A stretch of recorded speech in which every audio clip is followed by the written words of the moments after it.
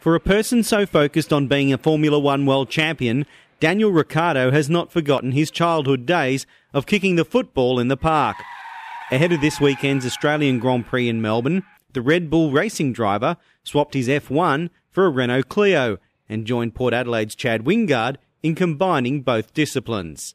It's always nice, I love meeting, athletes from other sports, and especially young guys. It's the first time I'm really older than someone, but Chad's a young kid. He's only 20, and just nice to hear about, even just simple things, their training, what they like to do away from the game as well, how they sort of switch off.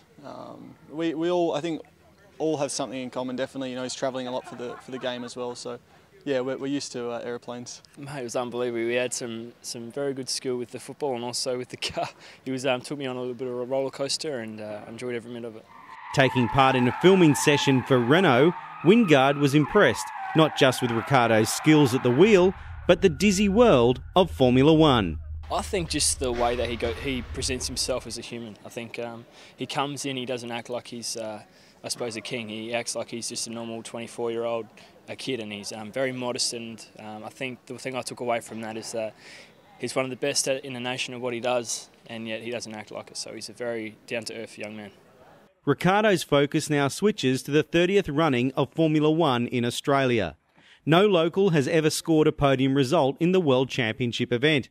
And with new rules, including the return of the turbo Renault engine, the West Australian is one person keeping expectations in check. I'd obviously love to get the best result possible, and if it was a podium, then I'd take it 7 days a week. We have to see. I'm not expecting the world. Testing wasn't particularly strong for us, but at the same time, if the opportunity is there and if we're strong on Sunday, then I'm not going to hold back. So let's see how we go. I'm just going to try and get the most out of it I can. I got Seb alongside me, 4-time champ. So even if I can give him a run for his money, that's not a bad start of the year. You might need to send him down to Port Adelaide training and get them to sort him out. Give him a few hip and shoulders. The F1 cars hit the Albert Park track from Friday.